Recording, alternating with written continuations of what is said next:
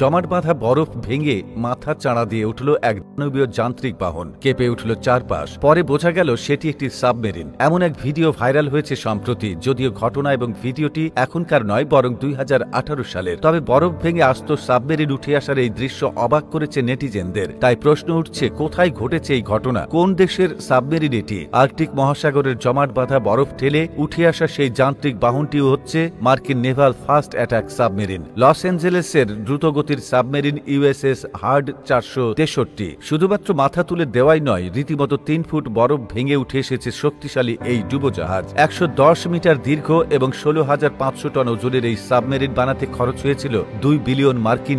সে বছর মার্কিন নৌসেনার USS Hartford কয়েক সপ্তাহের জন্য গিয়েছিল আর্কটিকে, মূলত নিজের শক্তি যাচাই করতে। সেখানে দেখা মেলে এই দৃশ্যের। দক্ষিণ আলাস্কার পুর বরফের আচ্ছাদন ভেঙে বেরিয়ে এসেছিল সাবমেরিনটি। এরকম বিভিন্ন প্রস্তুতির পরীক্ষা চালানো হয়েছিল সেখানে। বরফ ভেঙে ওঠার পর বাকি সেনারা সাবমেরিন থেকে বেরিয়ে শাবল দিয়ে বরফ সরিয়ে সাবমেরিনের ঢাকনা খোলেন। পুরো প্রক্রিয়াটি চলেছিল হাড় কাঁপানো ঠান্ডায়। আর্কটিকে বেশ কিছু বিষয়ের উপর কাজ চালিয়েছে নৌবাহিনী, যেমন জাহাজগুলোর একাধিক আর্কটিক ট্রানজিট, উত্তর মেরু সার্ফিং, বৈজ্ঞানিক তথ্য সংগ্রহ এবং অন্যান্য প্রশিক্ষণ পরিচালনা করেছে। তারই মধ্যে এই বড় প্রশিক্ষণ চালিয়েছে সেখানে। আর্কটিকের এসব পরীক্ষার উপর ভিত্তি করে মার্কিন এই নেভিগেশনকে সংক্ষেপে ডাকা হয় ICX। প্রতি 2 বছরে অন্তত 5 সপ্তাহ ধরে আর্কটিকে এই অপারেশন চালানো হয়। এসব পরীক্ষণের মূল উদ্দেশ্যই হচ্ছে আর্থিক অঞ্চলকে অনুকূলে আনা। এই এক্সপেরিমেন্ট ফাস্ট অ্যাটাক গুলোকে নিয়ে করা হয়। সাবমেরিনকে রাখা হয় নির্দিষ্ট অঞ্চলের নিচে, যার উপর বরফের পাতলা আস্তরণ রয়েছে। এই আস্তরণ ভেঙে যখন সাবমেরিন উঠে আসে, তখন সাবমেরিনের উপর থেকে